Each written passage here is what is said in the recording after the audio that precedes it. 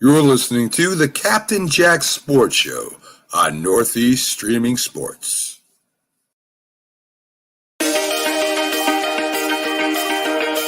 Hometown Foundation is excited to bring back the Dream Ride experience, August 26th to the 28th at Connecticut's Farmington Polo Club. Join us in celebrating the accomplishments of our Dream Riders while enjoying live music, a car and motorcycle show, family fun zone, pet adoptions, canine demonstrations, the Fireman's Chili Cook-Off, and much, much more. Get your tickets today.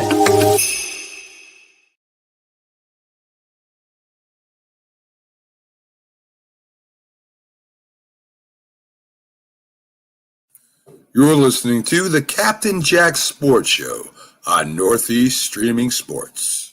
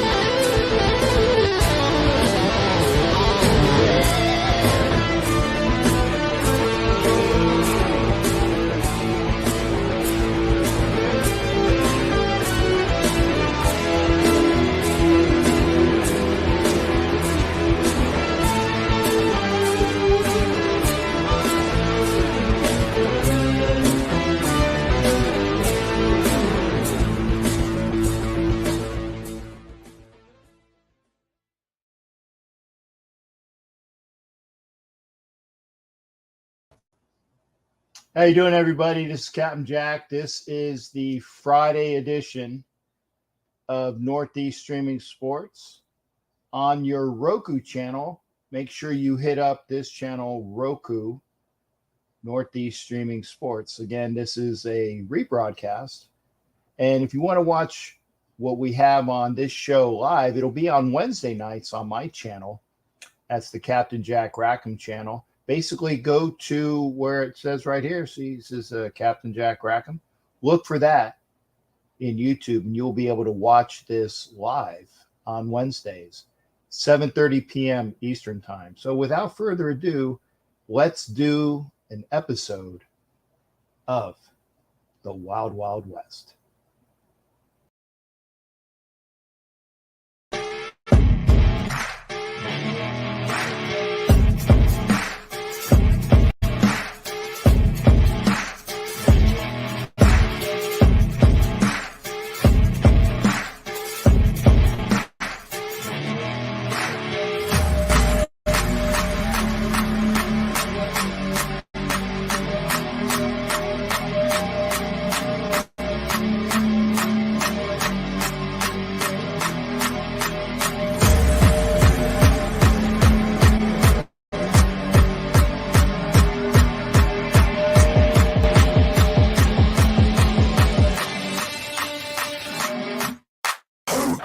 Packers jumping around. They rush 4. Plenty of time for John. Now squeezes, steps up in the pocket. LA can run inside the 10. Head first. He flies off the 5-yard line. 65 horsepower trap. It might pop wide open, Rats.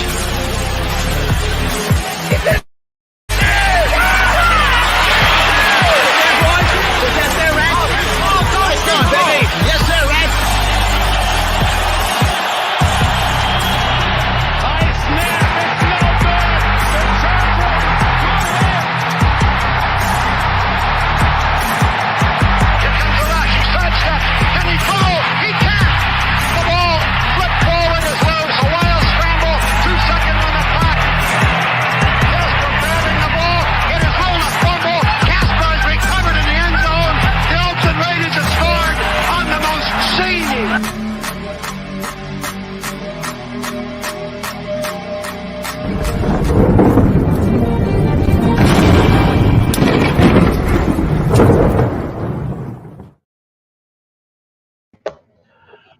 Hello, everyone, and thank you for joining us here on the Wild Wild West podcast.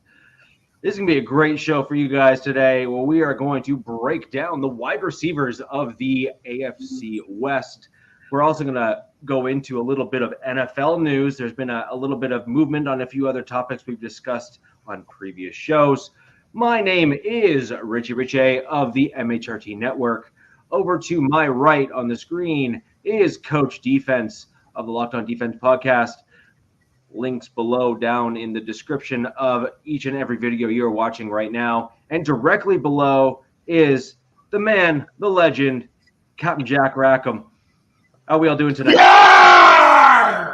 You always got to wait for that. I don't say anything. Once you introduce him, I don't say a word until he gets his little rant out. You had to get that out before we even do anything else. So, all right. Hey, it's got to be done. It's got to be done, man. Hey, according to you, it does. According to you, it does. So, welcome to the Wild Wild West podcast, ladies and gentlemen. Both fam, salute you. Appreciate everybody in the chat.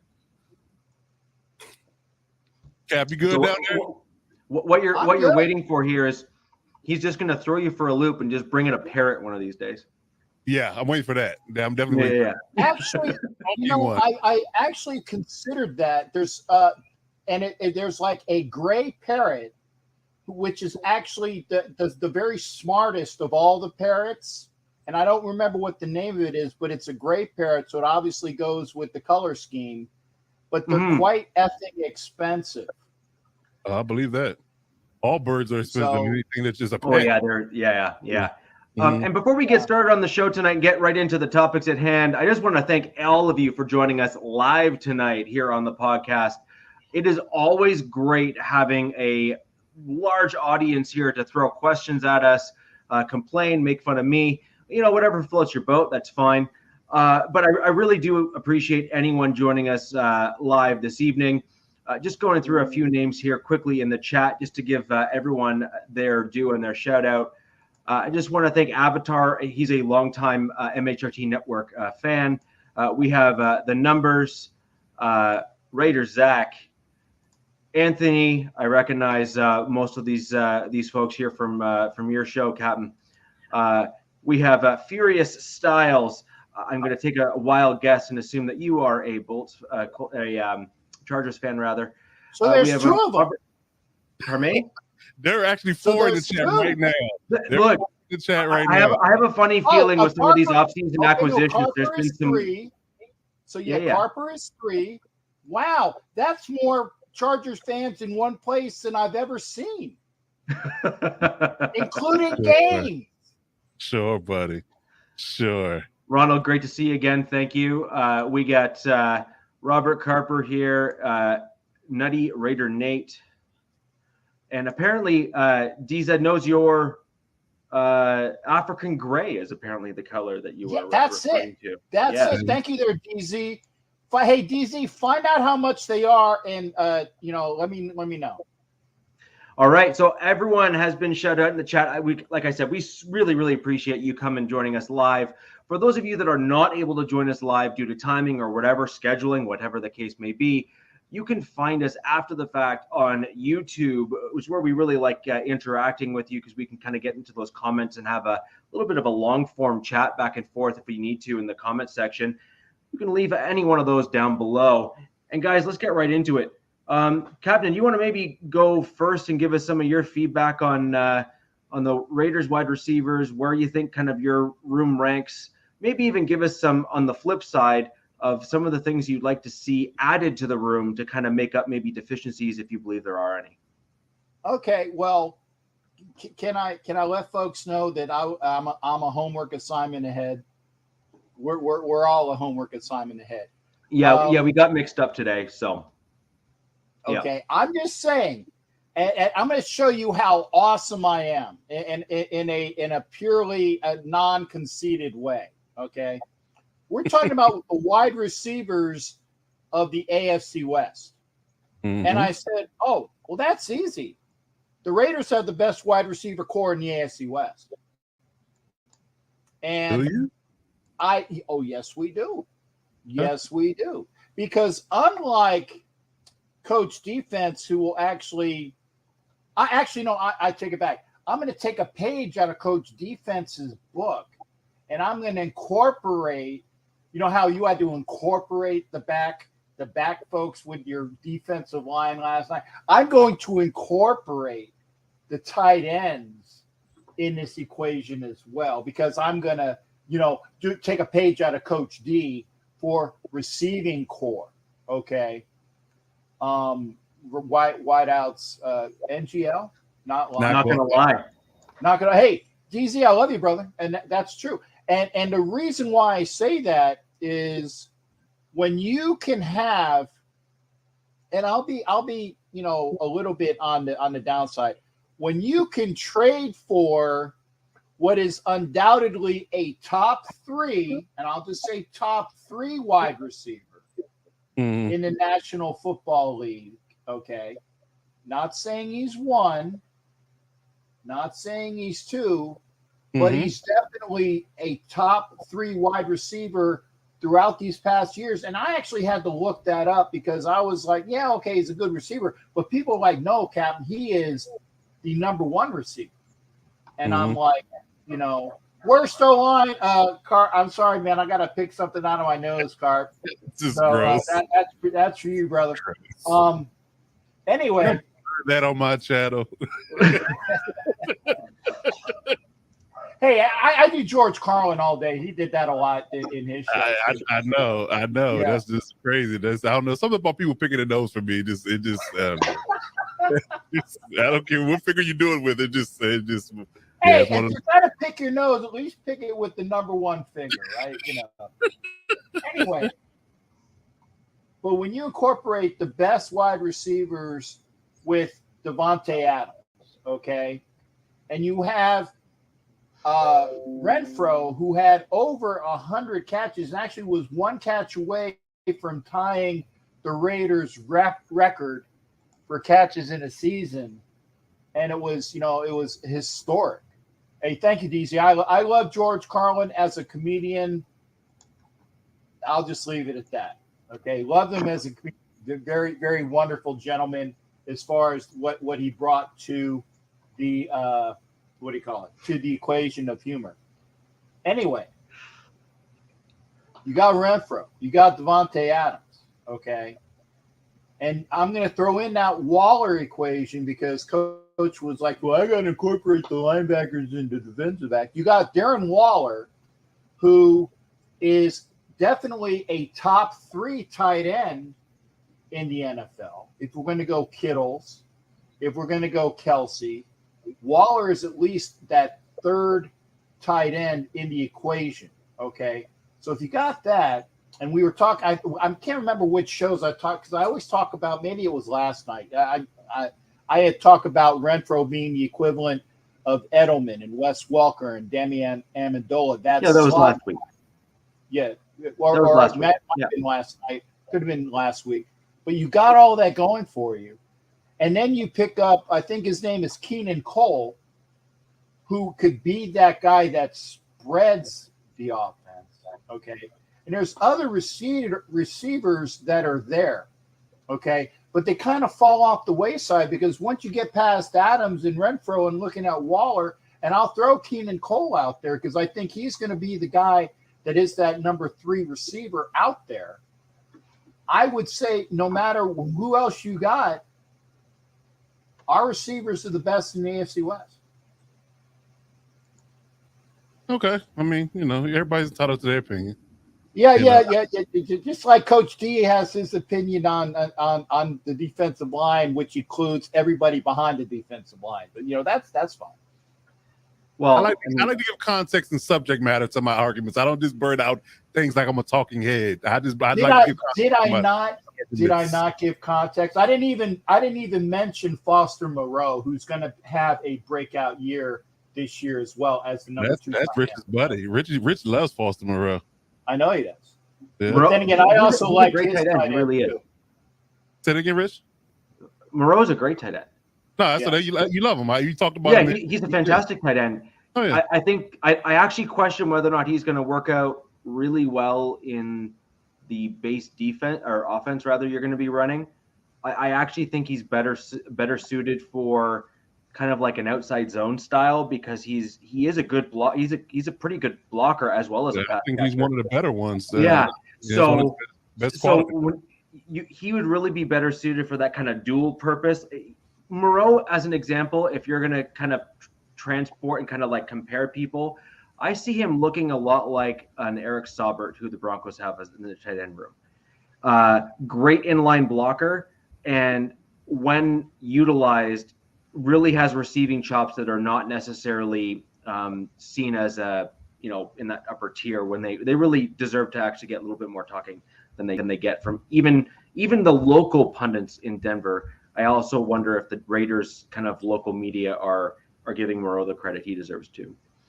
I do want to make one comment about it is that you did bring in tight ends into the receiving room. So I guess I'll give you I'm going to give you a 50% knock on that just to stay consistent. Because and let's just be real. You were the one that roasted Coach. I did that deliberately. I did it deliberately because I said I'm going to take a page out of Coach Defense's book and I'm not going to do my homework assignment correctly. Yeah.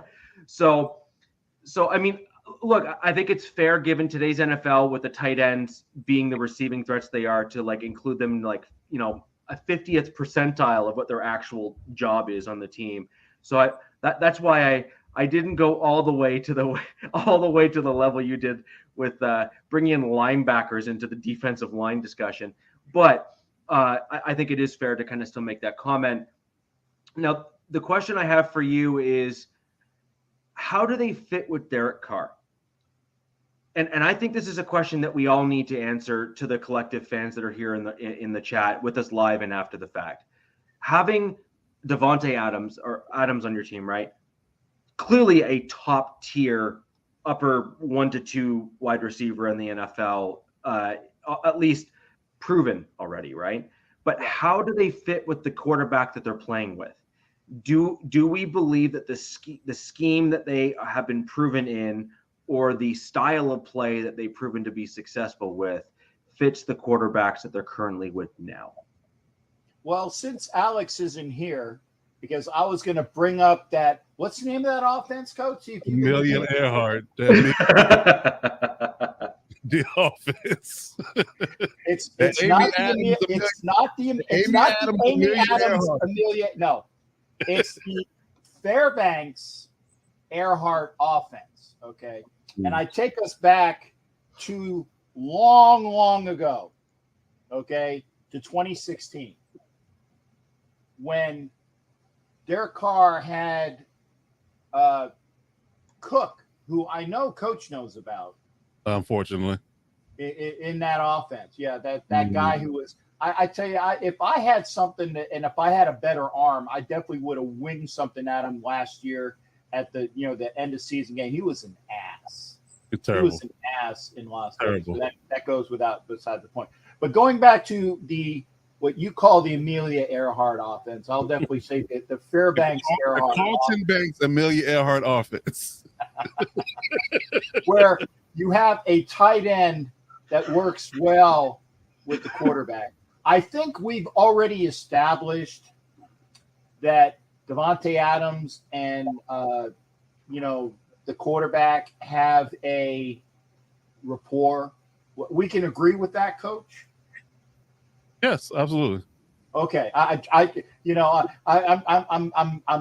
appreciate the platitudes, and we can also agree that Renfro, based upon his ascension through these years, and is going to be looked upon as that slot guy that the McDaniels has always employed.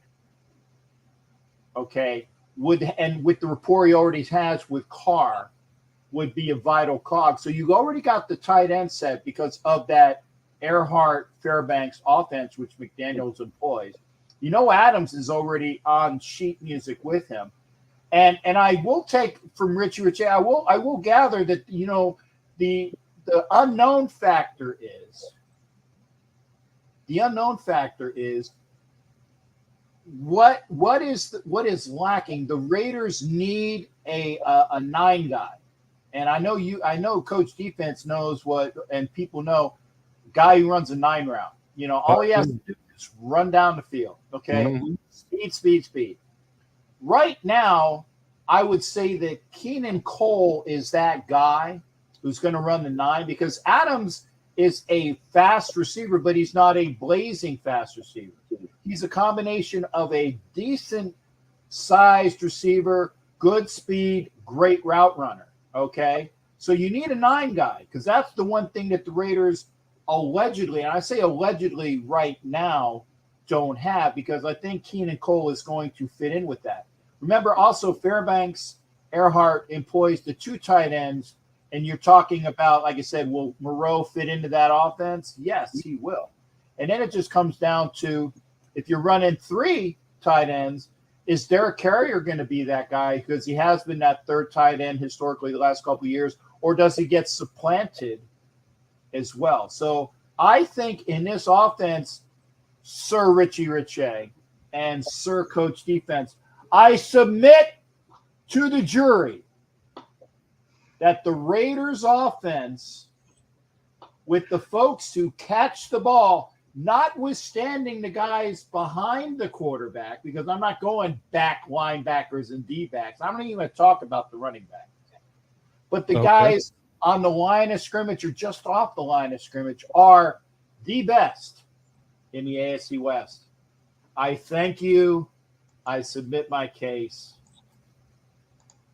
Go deliberate. And you want to take the next go round at this there, Coach? Sure. So let's pick apart the semantics of what he just said. So you're saying without obvious production, because we haven't started playing football yet, that they are the most, I guess you could say, talented from start to finish, and you included Darren Waller in that argument. Now, if Richie's going to give a knock to including Darren Waller, we're just talking pure receivers, I would say that taking Darren Waller out of the equation definitely hurts your argument, because if you look at it from a perspective, that Davante Adams is a clear number 1 top 3 wide receiver. Yes, he is that. I'm never going to take that away from him. However, everybody else beyond that, including Hunter Renfro, is questionable from a production standpoint. Because the whole idea of quantify him with a poor man's Cooper Kupp and this, that, and the third, I don't know. And with the biggest caveat about this whole situation is that they're all coming into a whole brand new offense. And if we know anything about Josh McDaniels historically in New England, he's never been a person that treats Darren Waller or Davante Adams as the milk, I guess you can say, the bell cow of an offense. He goes with the open man and exploits weaknesses and exploits matchups. So Davante may go a game where he has 9 touches for 140 yards and 2 touchdowns, and he might have a 2-catch game. It just depends on how Josh McDaniels calls the offense and how Derek Carr facilitates the ball. So you have to look at it from that perspective as well. So I would think that the idea of taking Darren Waller out of it hurts your argument, because I really feel like he's a wide receiver. Okay, I'll go with that, but I'm gonna let you. Hold on, let me finish. Can I finish? We finished. Can I finish? Okay, I'm gonna let you be in on like that Texas guy who ran for president. So I don't know who that is, but okay. Yeah, but regardless of that, I think that Devontae Adams is a clear number one. Outside of that, I have questions. I really do. And again, everybody's learning a new system. Learning a new system versus playing in the system for a year or two is definitely a outlier in a sense that but you have to honestly truly play that into it. Again, like Carr and Adams, although they're good friends, they're best friends, they haven't never played together in the pro level as well. Oh, horse.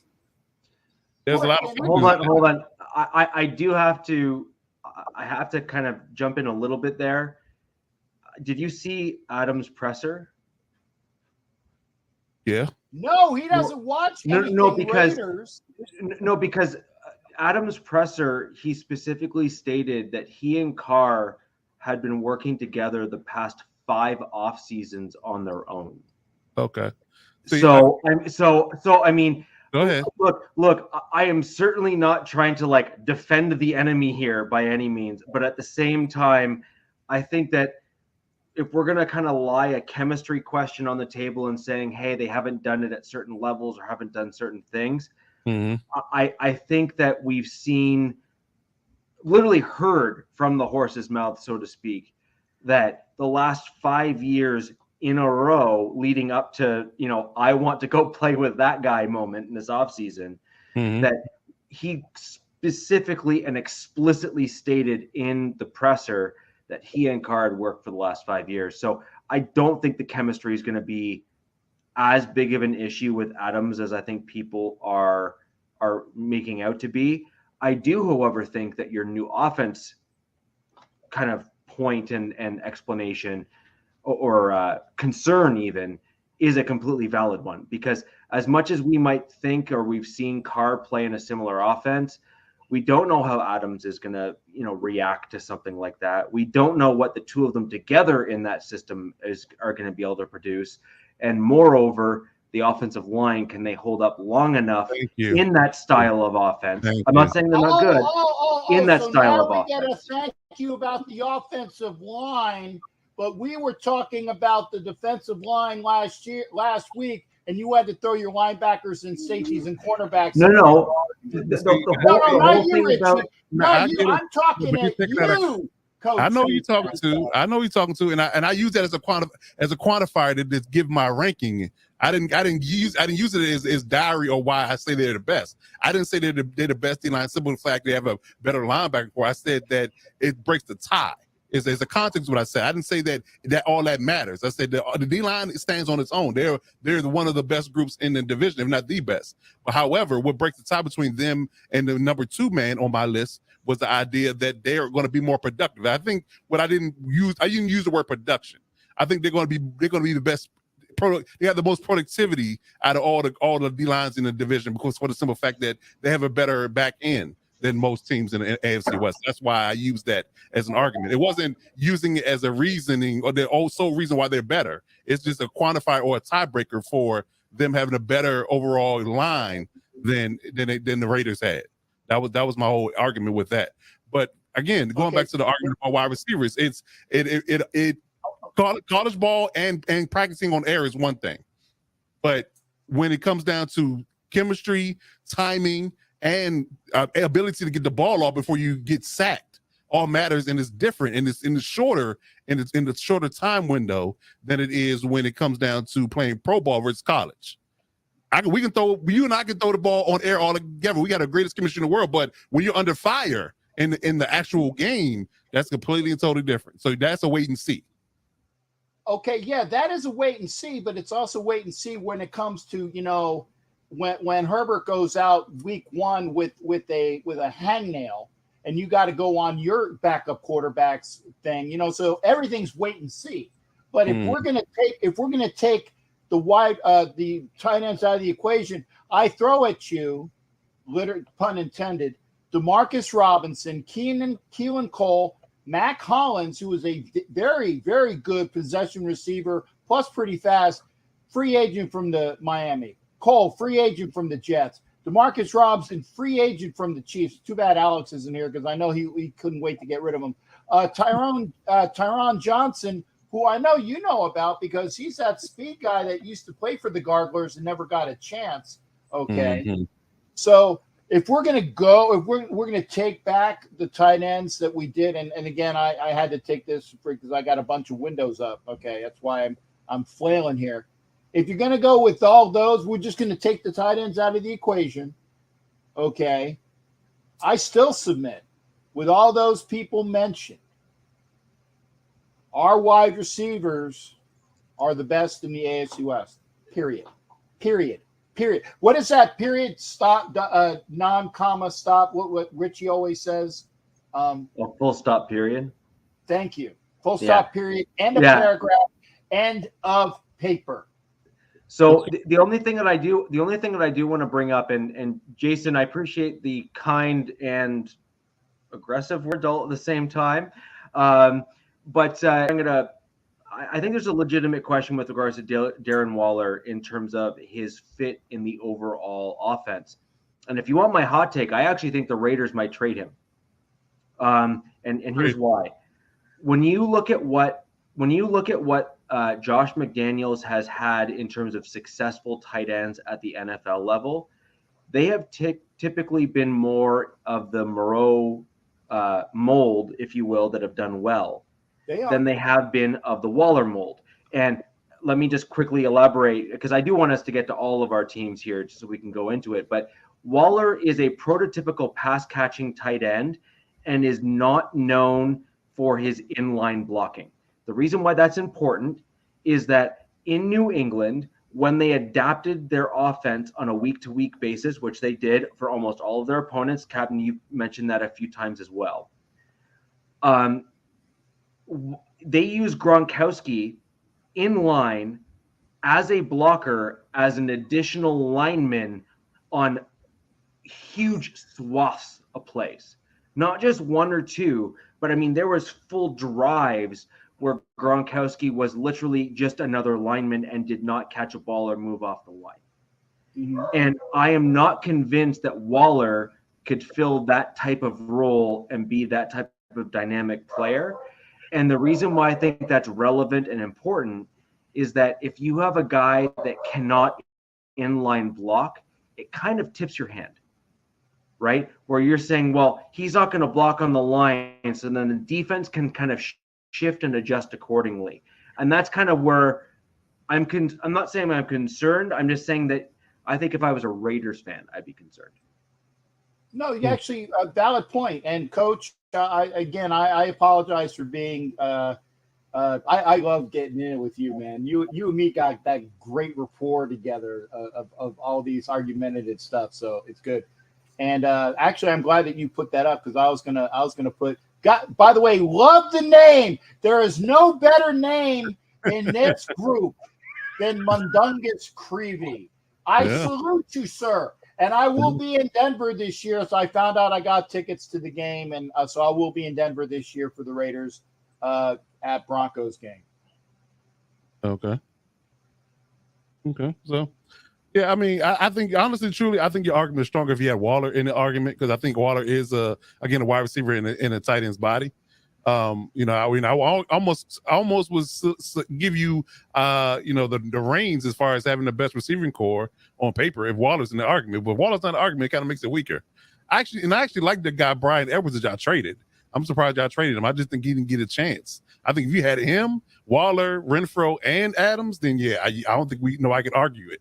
I'm surprised you traded him. In all honesty, the other guys are kind of journeymen. Demarcus Robinson included, Keelan Cole, they're kind of journeymen. They've been bouncing around and they haven't really stuck anywhere. So, that gives kind of discredits their abilities to be, landing in Vegas all of a sudden they're Pro Bowlers, that kind of thing. So I never said they were Pro Bowlers. No. I'm just jumping to the extreme when I say that they're going to come in and be different than they were from what previous teams they played on. But yet again, I think that y'all are talented. Again, it's just a matter of the idea of having the idea in hand that you have a new offense and everybody's on the same page. Like everybody started from page one.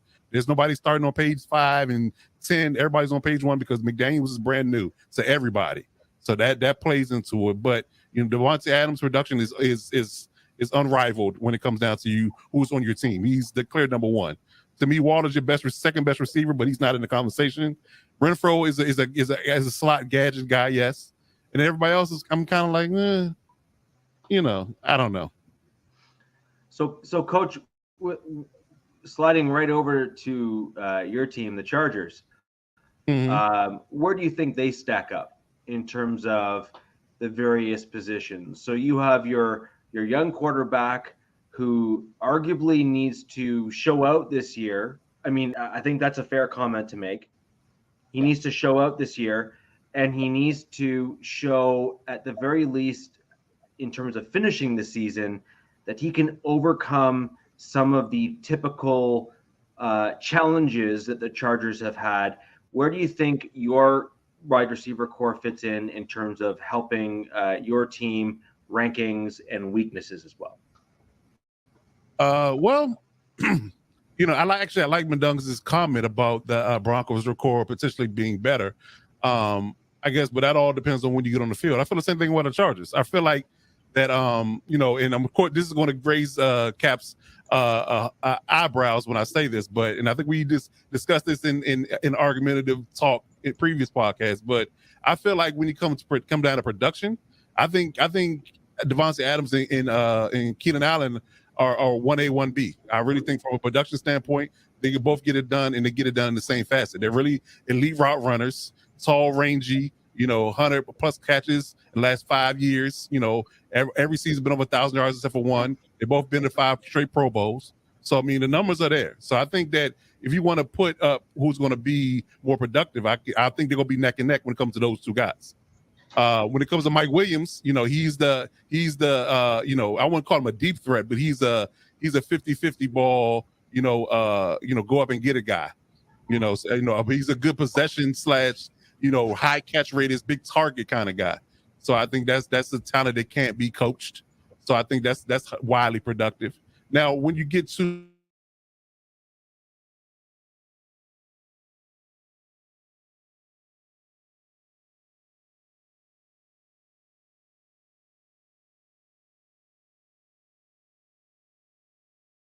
I think Keenan Allen is talented, and I think Mike Williams is talented. But after that, we have questions. Jalen Guyton has been looking really good in camp, but I'm not going to give him credit for looking good in camp. I need to see it on the field. He can be a really good slot receiver, but yet again, I need to see a full season, on second year in this offense again under Lombardi and be productive and be that guy and supplant his feet and the idea that I'm going to be the number 3 receiver on this team. And then Josh Palmer, our second year wide receiver out of SEC. He's showing signs again. He's showing signs of growth in camp, but yet again, he had a couple of small little plays here and there in the previous season. But what is he going to do on the field? So from a production standpoint, I think we have the ability because we are. Well, and every guy named is going to be year 2 in their division, in their division in their system. Lombardi's going to be the playbook is not foreign to them, so they should be a year better. So I think production. I think we have a great chance of being the best wide receiving core in the league, but I'm not going to give them the top spot because yet again. I have questions outside of 1 and 2. So, because I mean, if you just do 1 and 2 receiving core top to bottom, that I think Mike Williams and Keenan Allen are up there, but I'll give the same credit to Adams and Waller, it being up there from a production standpoint. So I think if you put their numbers up against each other last year and this year, I think it could be the same. So it's kind of a push. So, I don't know exactly who I'll put number 1, to be honest with you, but I will put the Chargers at 2.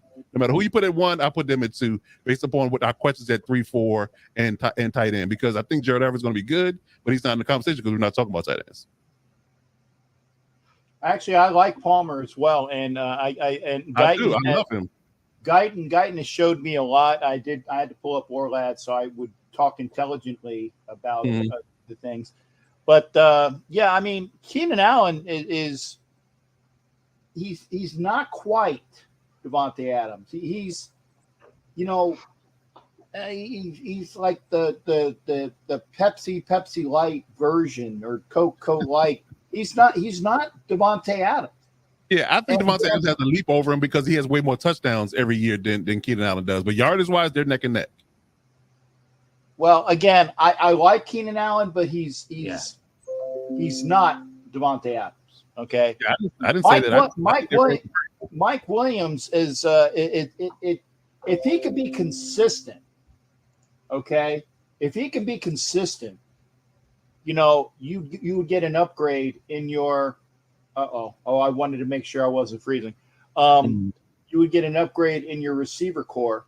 But I think Palmer, Palmer, what was he? Is he an Alabama boy as well? No. Tennessee, I believe. Yeah, I knew he was SEC. But yeah, because I seen him in there as well. But again, I'm sorry, and again, that I'm not biased because I'm very analytical. That's why I said last week, I'm going to give the Chargers the best defensive line based upon analytics, based upon the full picture. But realistically, I'm still going to say the Raiders have a better receiver core than the Chargers. And oh, by the way, I like the Broncos receiving core. And there's your good segue there, Richie, because again, I think that, like I said, with the receiving core of Judy and Hamler and the other kid whose name escapes me, they have the ramifications of being that up and coming as well. Okay. Yeah, I mean, like I said, I think that if you put up wide receiver to wide receiver, I really think that production wise, especially if we do just last year's numbers, I think that I would take Mike Williams over Hunter Renfrow. But and I guess again, numbers wise, I think Keenan Allen or Devontae Adams are similar. I said Devontae Adams and when he's playing in Green Bay and being force fed the ball, I think he has way better touchdown numbers than Allen does. But again, I mean, from a yardage and production wise, again, 100 plus catches, over 1,000 yards, 11, 12, 1,300 yards in certain seasons. It is Keenan Allen's touchdown numbers aren't as high as Adams. But again, from a production standpoint, I think there is a slight push. But numbers wise and touchdown catches, I'm sure that Mike had more touchdown catches than Renfrow did last year. And yardage is most likely as well. I have to look it up, but I would put that. You're asking Williams to be that guy. They're two totally different receivers in what they are asked to do. Oh, I agree with that. Now, we're talking schematics. That's a whole different ballgame. Right. And even Ozzie said it. Yeah. Take Renfrow over Mike Williams because, again, the last time I recall, does Mike Williams always get the first down on third down? Numbers wise, no. But Hunter Renfrow certainly does, numbers wise. It's a mixture, or sorry, not a mixture. It's your apples to our oranges. Okay. Yeah, in a sense, yeah, I can get with that. I can get with that. But again, like I said, the last segue I saw from the Denver. Go ahead, Rich. Go ahead. I was going to say that. I mean, it's just a wait and see for me. Who's going to be that next guy? I was just going to say the lot. Can you hear me? Did you freeze too? No. Yeah, I can. I didn't freeze. Yeah, I thought Rich froze. Everybody good? Yeah, for a second. Rich, you here? Okay. It's like he's delayed though. Yeah, a little bit. Yeah, it's like he's delayed. Now he's slurred. His voice is slurred. Richie, you can't drink during the show, man. We're gonna get a delayed laugh too. You're not allowed to drink during the show, man. Grandma Ye too. That's a good stuff. Yeah, hey, here's to you, Coach. There you go. Is that age Grandma Ye? No, I need to get some. I've been told that is the bomb diggity, but it's still good. Okay, I got you. Yeah. Now we have a frozen Rich. Oh, he's delayed. He's moving his head slightly. What's microdose? I don't know. Got me on that one. Easy got me on that one. But yeah. I guess we could just talk crap about the Broncos receivers until Richie comes back in full force. So I'm right here. I'm just listening. Oh, okay. All right. So, shrooms. Microdosing is when you take small amount of shrooms, and apparently it's good for you. Oh, is it? Okay, yeah. Okay, apologies. Yeah, I might be a little too old for that one too. Yeah. Okay. Yeah. So I mean, So I actually got a question for Cat. like I was saying, the last segue I saw in Broncos country was Elway being drunk on one. Oh, really? When was Elway this? being drunk on shrooms? Oh, there's video. It's we'll just say it's unflattering. No, not on shrooms. He was drunk. But he was drunk on a Segway. It was interesting. But or is it scooter? Either way. Either way, it was a thing. Okay, gotcha. All right, so let's talk about these That Broncos. is watching Joe Namath trying to pick up Susie Colbert on a Monday night game. Oh boy, yeah, that was cringeworthy. I will kiss you. Yeah. Yeah. That was pretty Go ahead, Rich. Yeah, I think he's still lagging a little bit because I think he's his feedback is not as in sync with ours. Yep. There it goes. Yeah. I did not do that. I swear. So until Richie gets back, the summer weather don't want us to be great. I just want to say that because you had a power outage last week. Now he had one. I was out for 40 minutes or so. Yeah, that was rough. Yeah. Okay, I'll tell you what, Coach. Until Richie's going to come back. Do both of us want to attack? And I'll pull up the depth chart for the Chiefs. Did we want to do like a tag team on the Kansas City Chiefs? Yeah, let's do it in Alex's honor. Let's do that. Yeah, let's do that because I know Richie will be back. Oh yeah, he'll be back. Okay, and again, straight out of Orlads, and I got it right over here. That's why my head is kind of turned this way. Gotcha. I gotta say that I am impressed with the two free agent acquisitions that they got. Okay, and if Josh Gordon could ever, and I'm going to pull out my best. What's his name? A. Stephen Smith. Okay, there you go. A. Stephen Smith. Stay off the weed. Okay. If we can get the we went out to the Chiefs while you were there, Rich. You want to do or do you want to do the Broncos and we'll go back to the Chiefs? We just started, so we didn't really go anywhere yet. Right. We can dive into the Chiefs. I think the Chiefs are an interesting case. They've lost a lot of people and then have tried to backfill their core. Well, that's what I was saying. Is that I'm very impressed with the fact that so ultimately, when you lose that many people, you're then left in a.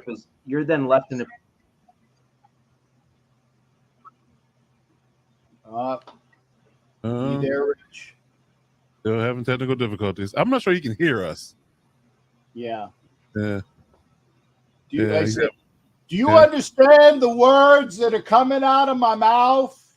Yeah, he's having technical difficulties. He's freezing and everything. The picture's getting blurry and everything. Okay. I tell you what, Rich, while you get squared away. Yeah, we see you. You're blurry and fuzzy. Yeah, we can see you, John Cena. Yeah. I said, and what I was talking about is, yes, they lose Tyreek Hill, okay, but they do pick up Marquez Valdez-Scantling, which was a fine. Juju is going to be a remarkable receiver for them as like that third option. You think so? So? Yeah, I really do. I think he is because Mecole Hardman, I think, has been waiting to break out for a long time. Yeah, they lost Hill and they lost Pringle, but I think that Juju in that offense will be that guy that is he's the valuable person that will catch the things that are thrown to him. Okay. Yeah, I don't know. I got questions about Scantling and Juju just based upon their past history. They didn't land with other, air quote elite quarterbacks. So will they land in KC?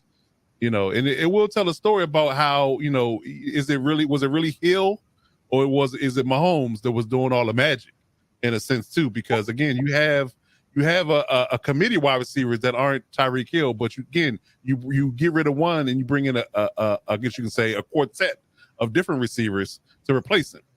So anybody will live up to the closeness of what Tyreek Hill's production was. That's the question. Well, I take a page out of the Oakland Athletics in Moneyball. Okay. You lose Giambi, okay, and right. You lose this guy, but you bring in this guy. Why? When I point at you, because you get on base, right? Remember when I point and snap, you got to say because they get on base or they get hits. Right. Okay, because they get hits. And I think that with them losing Pringle and with them losing Hill, obviously mostly Hill is their Giambi, okay, and losing Pringle, who was actually coming into his own, I really think that bringing in MVS. Because again, he was with Rodgers last year and he had that elite quarterback. And I think that having Mahomes there to force feed him the ball, and you got to say that Mahomes is a hell of a lot better than the statue that Ben Rapist pervert. Well, did I say that out loud? You did. Yeah. Ben, whatever his last name is, but did I had his name correctly? Was with Juju. And if Juju can just get out of his own way and not be a pain in the ass, I think that he will be better for them. And again, like I said, I love McCole Hardman, not literally, because he's on the Kansas City Chiefs, but what he brings to the equation, he's fast, he's productive, and they needed to use him more often, but he got overshadowed by Hill. He's going to be coming into his own as a Chief this year. I really think so. I wonder. TikTok Schuster? Yeah, that's the same guy. Same guy. Okay. Yeah, same guy. So Juju TikTok Schuster is who you're talking about. Yeah, him. Yeah, that guy. Oh, okay. All right. Hasn't been the same out of his own way. Yeah, hadn't been the same since he started doing TikTok. Actually, hadn't been the same since Antonio Brown was his number one receiver. That's what I'm concerned about. Because I mean, again, the production to me hasn't been there. You can blame Ben, you can blame the line, you can blame the Steelers organization or the offense that they were running, but again, he had multiple years without Antonio Brown. He was never the same. You can argue he had one good season. Why is he on a prove-it deal now? So that's. I have questions about that. I wonder if they're going to be productive again. He needs to prove he's not a Robin. True, very right? true. I'm not even saying that to be crass or rude. I'm being quite serious. Yeah, that's it. Because he want to be paid like a number one receiver, he has to be productive like one. Yeah. He wants to be paid like Batman, but right now he's only proven that he can be a good Robin. That's fact. Not even that. Right? He's not even Robin. He's not even Commissioner. He's not even Commissioner Gordon. Oh no, that's not true. When he had Antonio Brown, who was a true Batman wide receiver, definitely a Robin. He was a good wide receiver with the Steelers, and as soon as he lost the, but you're missing the point. Ultimately, is the fact that Juju attempted to then try to say, "Well, now I'm Batman." Juju is Catwoman. Yeah. And I like DC. And DC got Mike because they get hey DC, I'm pointing at you because they get on base. He said Juju is Catwoman. That's a great one, DC. So I'm Canadian, so that's DZ. Oh, DZ. And, okay. I have to say that there may have been the comment of the episode. It is. So thank you for that. That's hilarious. Yeah. It really is. It's absolutely hilarious. Yeah. But I do actually look at what the Chiefs are doing here, and Kevin, I think your point's well taken. Is they lost a guy, and then they said, "I know the solution. Bring in 6 others and see what sticks." You're right.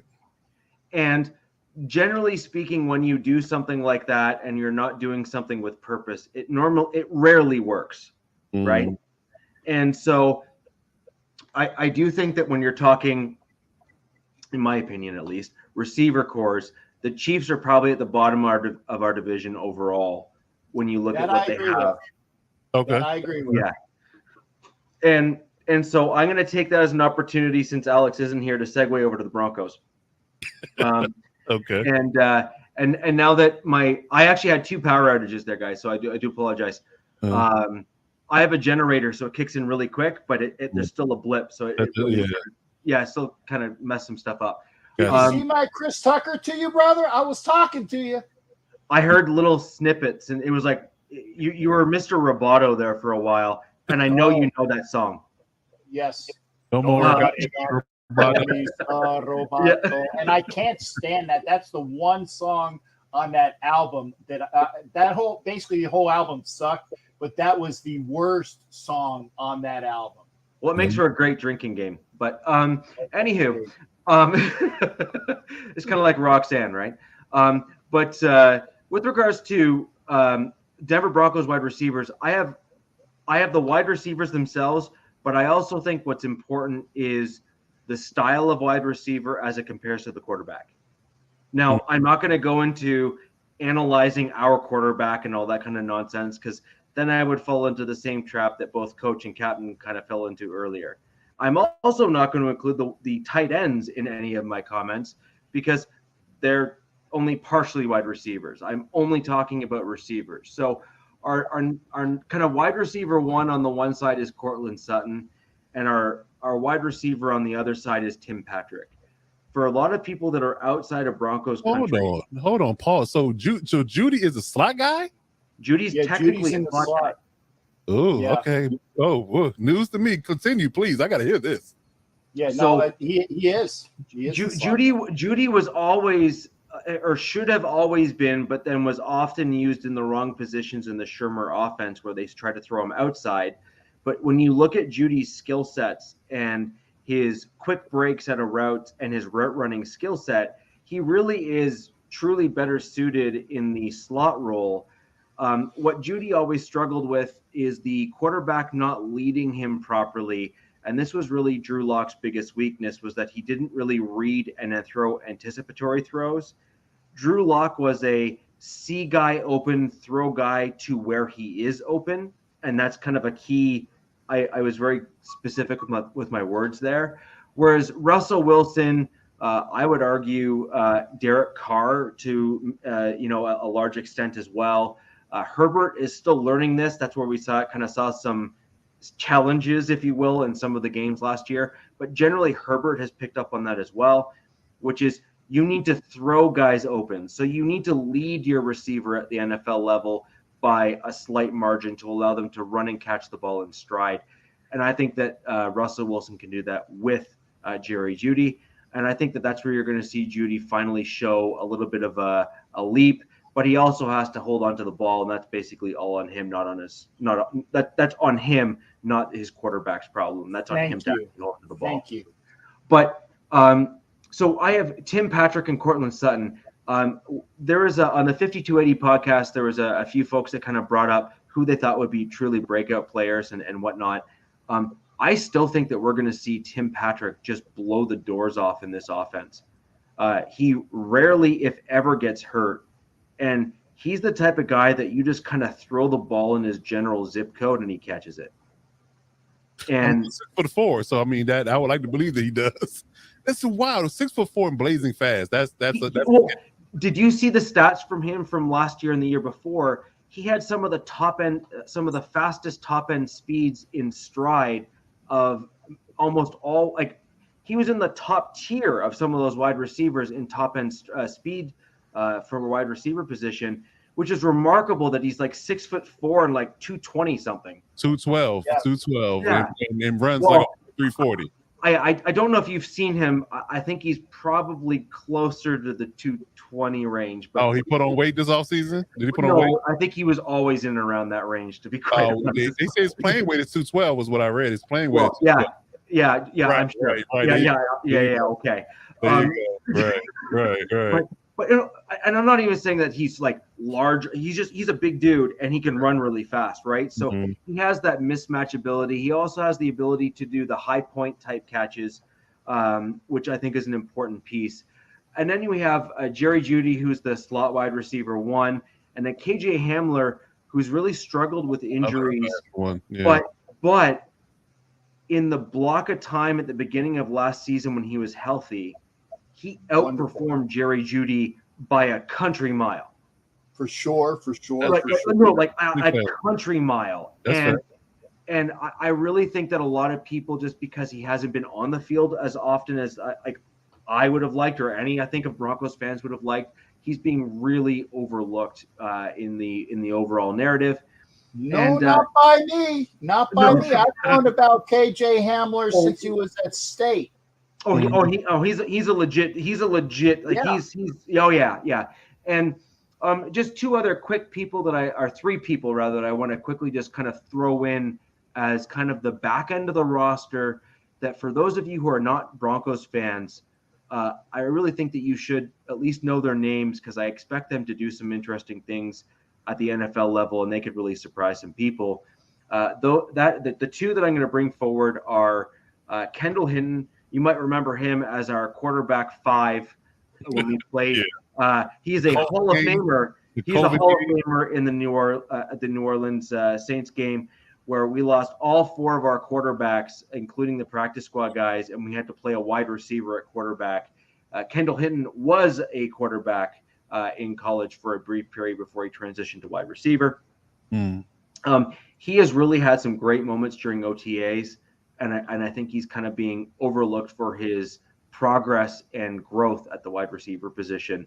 But the two other guys that I really think need to have some focus put on, and one of these guys may not ever even make the roster and could very well get picked up by another team. So just something to keep in mind. I see one of these guys turning into the Detroit Lions return guy that we had, which his name escapes me again. He's a shorter dude out of a Christian college. I can't remember the name of it, but he really is a stellar wide receiver. But we have two guys, Montreal Washington, who was on the 5280 podcast on MHRT Network, probably about 3-4 weeks ago now. And then Jalen Virgil. So Jalen Virgil was a UDFA, but he is, again, a speed guy. And Washington is both a speed guy and a polished route runner. I could see one or both of those guys turn into like returns guys, and then perhaps even replace KJ Hamler if he can't stay healthy in that kind of like real legit speed role that we've seen within our division and guys like Tyreek Hill. So that's the Broncos wide receiver room. But I do want to quickly compare that to the quarterback, which I think is where it really separates good from great and average production from exceptional production. Some of the stats of Russell Wilson coming out of the Seattle Seahawks, which is obviously where we have the sample size for him from his playing days at the NFL level. Russell Wilson's traveling 25 yards or deeper, so the long throws on the football field. He has one of the highest completion percentage and success rates of throws of that nature at the NFL level. His completion rate is 41.8%. He has a total in his career of 6,400 yards and 53 touchdowns of throws of that nature. And where I think the Denver Broncos can bolster those types of stats and perhaps even improve them is we have two wide receivers in our wide receiver room in Tim Patrick and Cortland Sutton, who are both between 6'3" and 6'4".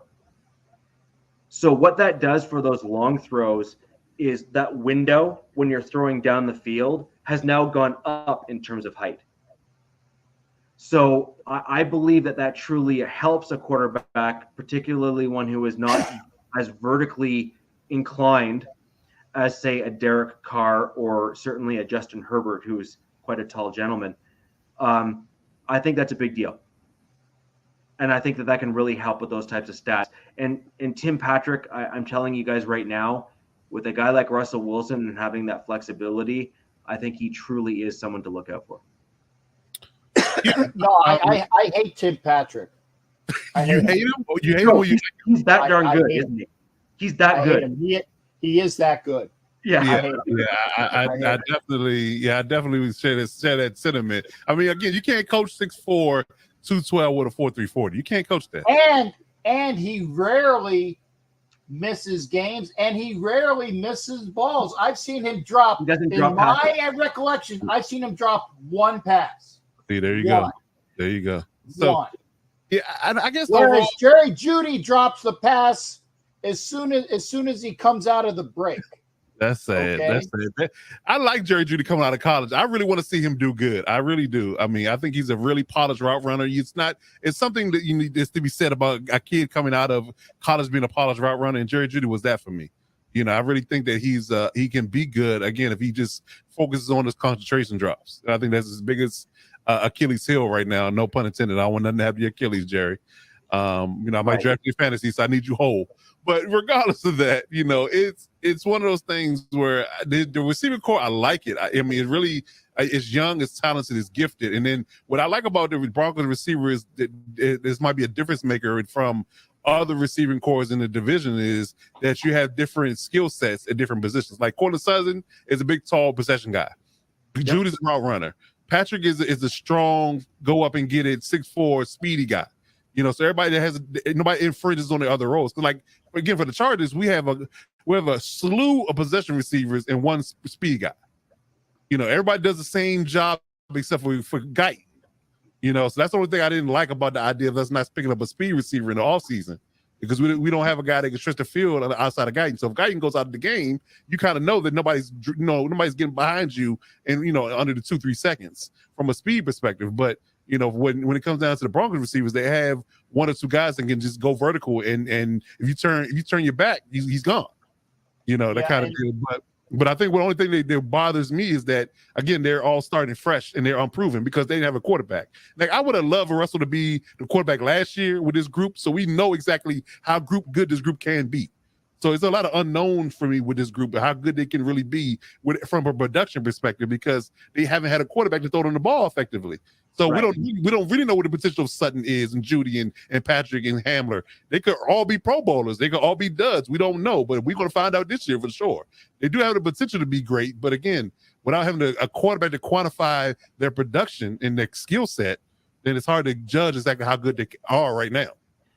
I agree, and I think Mundungus really said it best, is that based on their actual skill sets, and this isn't me trying to look at this through the orange and blue glasses. No, I agree. Although it will certainly come off that way, but this is truly not that. Yeah. With height and speed combination between both Sutton and Patrick, and the ability for both of them to high point a ball the way that they both can, because they've proven at the NFL level that they can do it with a more than like a 1 or 2 game sample. Right. Well, we got Drew Lock throw you the ball. You get what you get. Right. Exactly. So, no, but that's exactly the problem, right? Is that you can't have the ball underthrown and then overthrown and then thrown too high and then thrown too low. And Drew Lock was always a raw quarterback prospect, and that was the challenge there. Well, now you have a polished quarterback back there under center. You have an accurate quarterback now under center in Denver. So to your point, this is, as far as I'm concerned, from my perspective, the Denver Broncos wide receiver core can literally, on a sliding scale, go anywhere from number 1. And remember, we're talking the whole core, because I actually think Denver overall has one of the deeper cores of wide receivers. Oh yeah, that for sure. Yeah, I truly believe that. I truly believe that. No argument there. And I think when you throw in a more competent quarterback throwing them the ball, that even though on their own, each of the individual wide receivers might not be a Devontae Adams, and certainly does not have the accolades of someone like a Keenan Allen, who's been in the league for as long as he has. But when you look at the complete room as a whole, because that's what we're talking about here, right? With a competent quarterback, I think there's the potential that they can go anywhere from like the number 1 wide receiving core to, they could even end up sliding all the way down to like number 3, because I still don't think we're ever going to be as bad as the Chiefs, but you never know. And that's all that all depends on how well they adapt and perform within the new Denver Broncos offensive scheme. Right. Can I say this? And I think it might be one rare time that we all agree that we could be having a completely different conversation about who's good and who's not at the end of the season. Like this preseason conversation, we could be having a totally different conversation about who's the one and who's four at the end of the season based upon production. Because again, you have a Raiders organization with a new coordinator, new head coach, new receivers. Only thing that's still Carr and Renfro and Waller the only incumbents. The Broncos have a brand new quarterback with the incumbent receivers and a brand new offensive coordinator and head coach. So that's something you have to play into it as well. Where the Chargers in retrospect have pretty much the same receiving core, the same quarterback, and the same offensive coordinator. So those conversations could be, you could be talking, all of us could be top 1, 2, or 3 just depending on the numbers, and the Chiefs will more likely still be 4.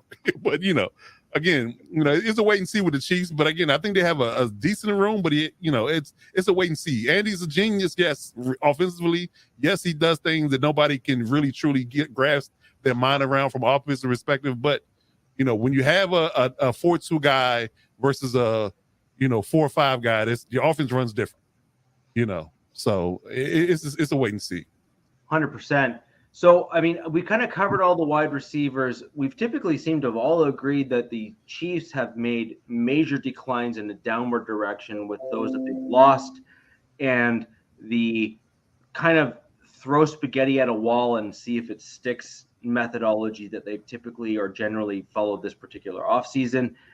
And I think that the Chiefs are in an odd position where they have the established quarterback that has proven that he can win games, but because everyone else around him is relatively new, with the exception of, say, Kelsey and a select few others. Well, just Hartman, really. No, that's exactly it. Yeah. That they're in a weird spot that almost, due to attrition on the team. Did you say doo-doo?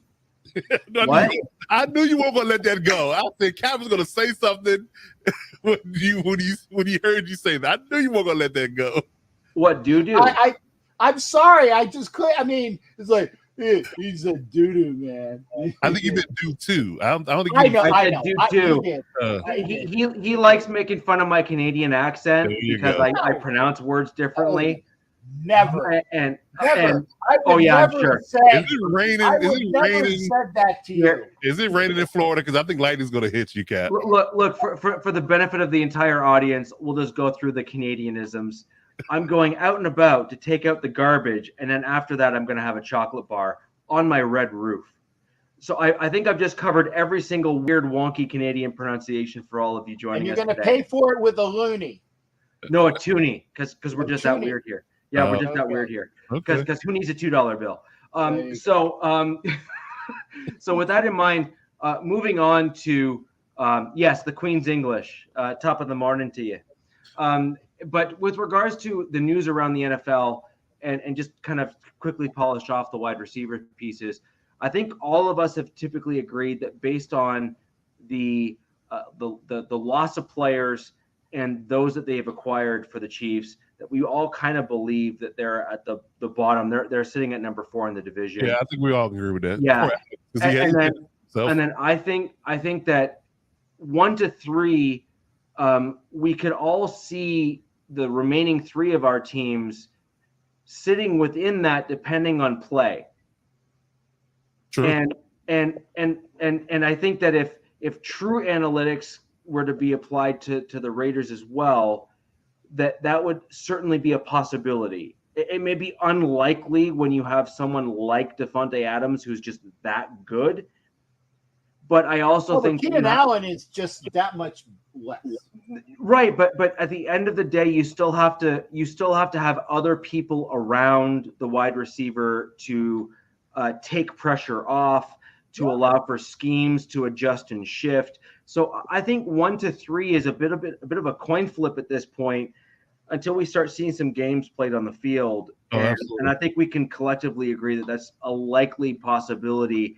And probably within the first, 5 games, I think that's fair, 5 games, because that at least gives you some time to both do really well and potentially regress, that we'll have a pretty good idea where we're at. I agree with Sharif, and that's been the lament of the Raider organization for all these years. John 3-point Gruden couldn't get it done. That was one of his names. That's why things are going to be different this year. Okay. Right. And I do agree that McDaniels is certainly not that 3-point guy. He is aggressive. He is more aggressive when it is needed, but he's also very controlled when it's also needed. True. Right? I mean, what was that playoff game in New England? It was 2020, if I'm not mistaken, where they kicked it back to some of the most old school concepts. I mean, even the announcers were saying, I haven't seen that since the 50s. And yeah, was that the game that they played against the Bills? It was the Pats and Bills, and they had like 3 pass plays. Yeah, they had 3 pass plays, and then they played fullback and 2 running back sets, which that was last season. I'll be on. That wasn't last season. Yeah. That was the season before. Yeah, it was. Yeah, it was. No, it was last season. No, it was last season. Game. It was the win game. It was the windy game. It was like 50 yes. Yeah. That was last season. Yeah. Yeah, but they played. That's not even. I can't remember the name of that play that lineup. But you have 2 running backs and a fullback. Double wing. Yeah, double wing. Yeah. I think that's what it is. I think you're right. I think that's a double wing. But I mean, these are concepts that are just like it's like speaking a different language than today's NFL. Like that was back when the Cleveland Browns were known as like the powerhouse of the NFL when they were just running the ball down people's throats, right? Otto Graham and Ollie Matson, baby. Oh yeah. Right. And it's just a different style it's the old school style of football that you just don't see anymore. But yet McDaniels and Belichick just like, do you know what we're gonna do? Take it back to the old school. Yeah, like we're gonna throw back to something that none of these guys have ever seen in their lifetime, and they killed it.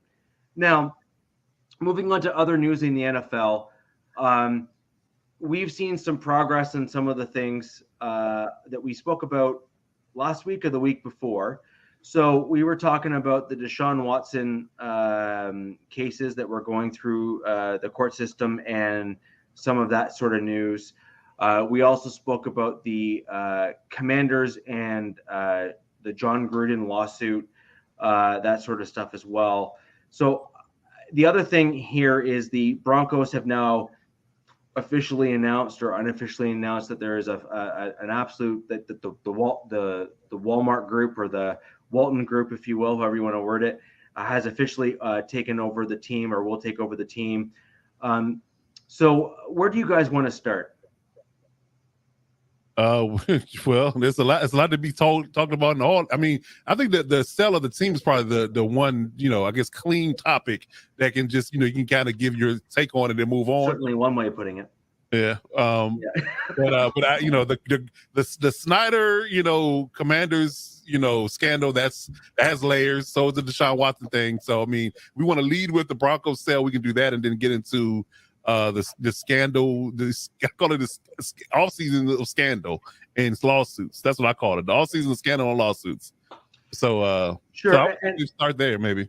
Yeah, well, and there's one other thing in the NFL news that we kind of hadn't brought up before was the Jack Del Rio comments.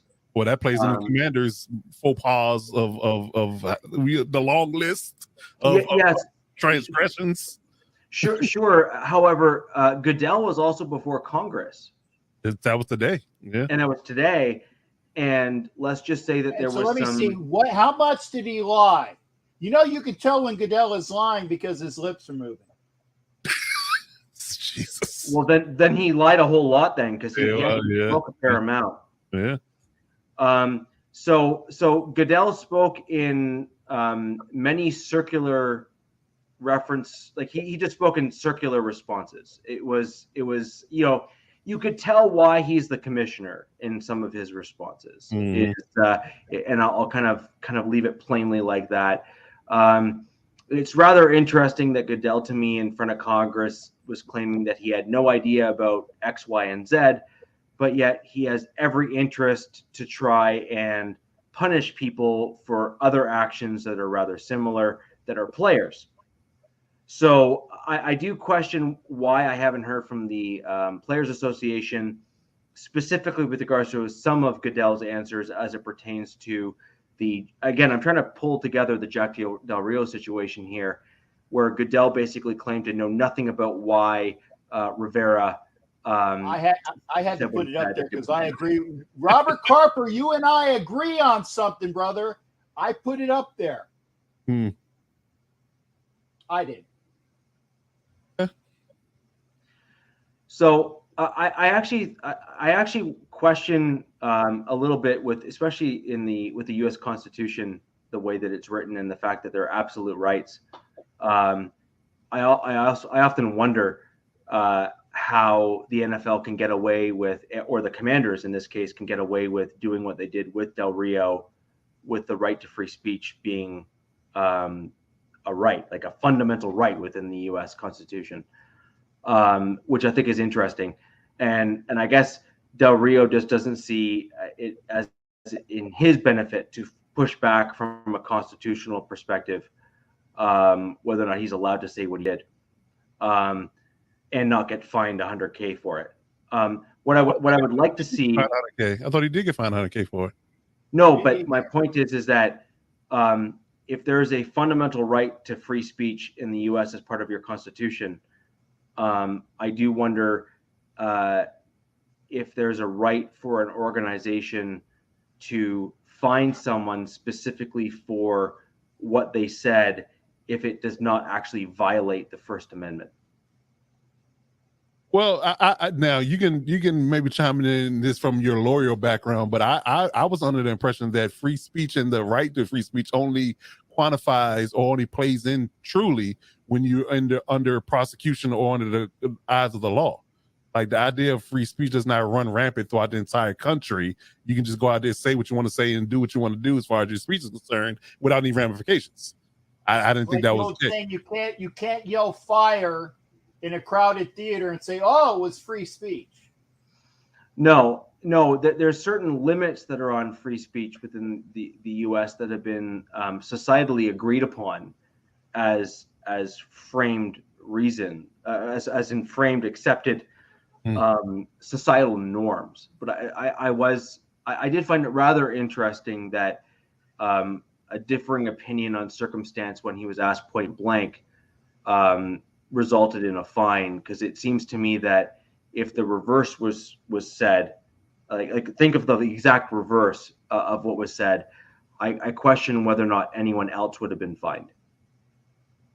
And so if honest, you look at, I haven't even been told what he said. I just knew that he did something stupid, and it says that doesn't surprise me. Right. So basically, what Del Rio said was he referred to he was referring to the BLM, the Black Lives Matter, kind of both protests, and some will also refer to them as riots. And he kind of called those out as, where he saw images of businesses and whatnot burning. And then he then pivoted and then referred to January 6th using, we'll just say, language that was not particularly well accepted by a large group of people, where he referred to it as a dust up. But then basically said that there was no fires or burning of buildings or burning of businesses or what have you. And there was obviously as a result of the fact that kind of goes against what the mainstream media narrative is of the situation, and certainly the accepted narrative by many, he was then basically, held to task for his comments. And he was then subsequently fined $100,000 by the Commanders organization. So you up to speed now, Cap, about what he said and how it was received? Yeah, and I heard. And not pandering to you, Richie. I heard Jack Del Rio did something stupid, and that's the short version, right? Well, that's actually what the interesting thing is, though, right? Is that depending on certain perspectives or what your vantage point is certain people will have certain perspectives on situations that will differ from others, right? And so I think what the question is that if someone differs from the mainstream should they then be, or not even from the mainstream, but just differs from even their employer's perspective, should then they be fined for the fact that they were asked a question and they gave an honest answer for them, but one that differs from their employer? Because that's really what this is, right? Is right. They basically fined him for having an opinion that they did not agree with. Well, you know what? Here's the thing, though. I don't, based upon what's going on in that building, I don't necessarily agree that they don't necessarily air quote not agree with what Del Rio said. I think there's some people in that building that do agree. I just think that it was such a PR nightmare. They had to do something from a disciplinary perspective. But I would argue that there's some people in higher ups in that building, in that front office, that believe everything Del Rio said was fine. They didn't have an issue with it. But yet again, you're such mired in controversy and scandal at this point from every facet, from the FTC to Congress to discriminatory, racial and sexist and exploratory conduct, that you have to do things air quote by the book because people have their eyes on you. And so I don't think this is a situation where they necessarily say that behind closed doors they don't agree with Del Rio. They just had to do something about it because it was a meteor firestorm. People immediately said, how do you condemn the riots that happened from a George Floyd protest versus him saying that when a group tried to overthrow the government and murder a cop cops subsequently died from the January 6th riot. You know, it was a riot. It wasn't no dust up. It was a riot. You know, so how do you give that a pass, but you condemn something else? So I think that was the issue people had with the whole situation. Yeah, and so I mean, I think that's the interesting piece in all of this is the fact that if he had gone at the reverse, I do question whether or not he would have been fined at all, right? Well, and he condemned the January 6th and not condemn the I don't know. I really can't say because right. Yeah, I mean, we not there, but I mean, it's still. I think that you can play both sides. I mean, there's something people can draw conclusions from what's wrong with the George Floyd protest versus the January 6th thing. You know, so you can, depending on where you land on how you feel about those things. But to me, they were both incidents.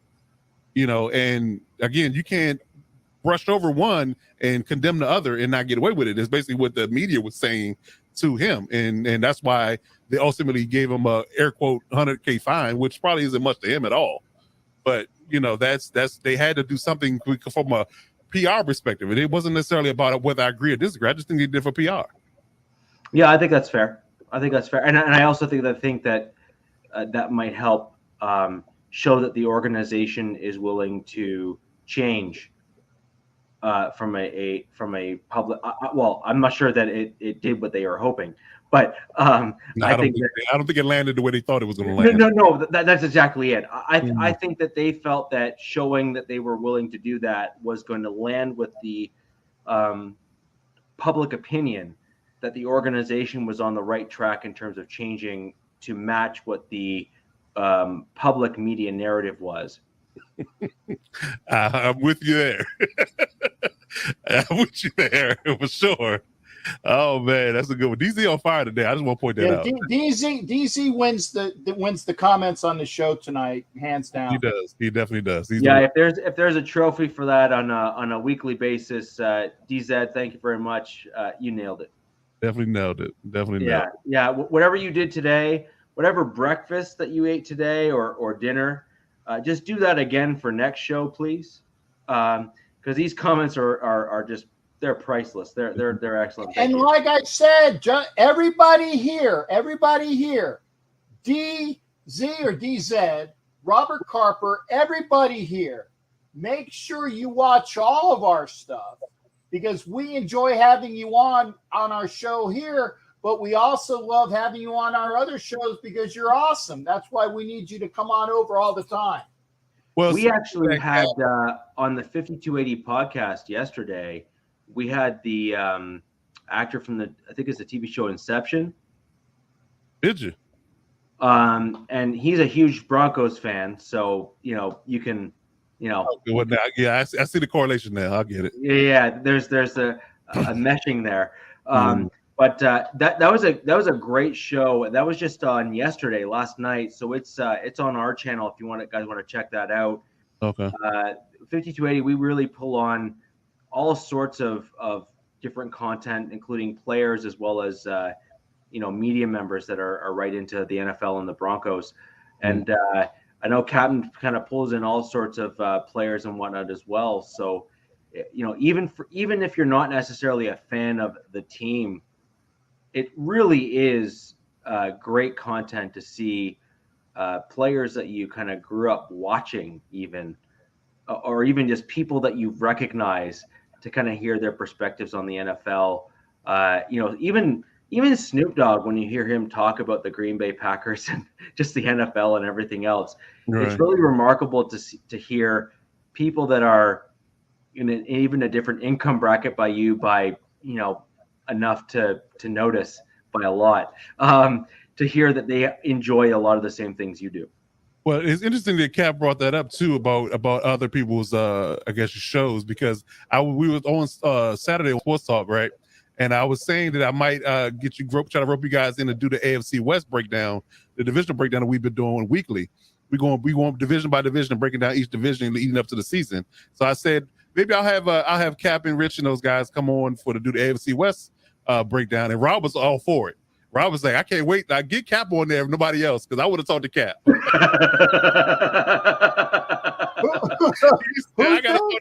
Rob said it. Rob Carpenter. He said that he said he has to have Cap on there because he wanted to talk to Cap about the AFC West on Sports Talk. What's happening? Okay, So, well, hey, if I can make my schedule amenable, which is the greatest segue, and thank you for that, Coach, because I got to go. Yeah, so do I. But that was definitely. I just want to give that a shameless plug about what Rob said on Saturday. I don't want you to miss that he couldn't wait to get you on the show on Saturday to hear your back and forth about the AFC West. Hey, Coach, make sure you got my. If you haven't gotten it already, make sure you got my. Make sure, because they're saying, "Hey, are you ready?" I'm listening to these pings right now.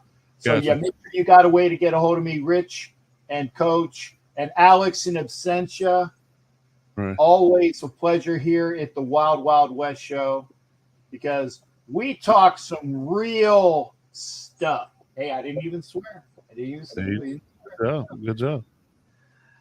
So with that in mind, guys, we're going to be continuing doing the AFC West Wild Wild West podcast every Wednesday. Next week, we are going to break down the running backs, so that all of our homework was not for naught. However, if any of you have topics that you'd like us to break down from an AFC West perspective, please leave those comments below in any one of the videos that you're watching right now. We would love to hear that feedback from you. And if there's any other topics, even just outside of like position groups or, this versus that or whatever, again, comments down below. Our Twitter handles are variations of our handles here in the video that you see kind of below each of our video screens here.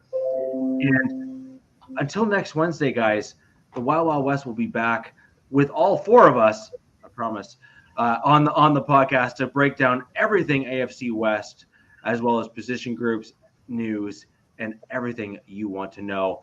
And guys, thank you very much for joining us. You have yourself a wonderful night. We'll see you next week. Yeah, I got to do it again.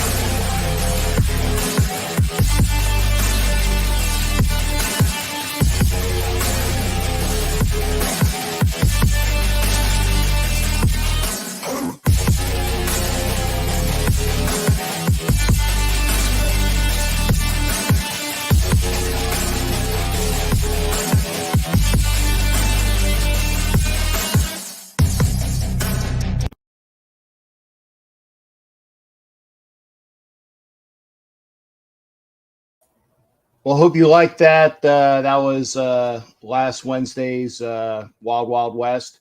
Again, you can watch it live on my channel. That's Captain Jack Rackham. The YouTube channel is listed right here. Just look for that on YouTube. Otherwise, we'll see you further on Northeast Streaming Sports, my channel, Captain Jack Rackham. and on Roku. So hope you had a wonderful time watching the Wild Wild West show. Remember, you can watch it live on my channel, Wild Wild West, at Captain Jack Rackham.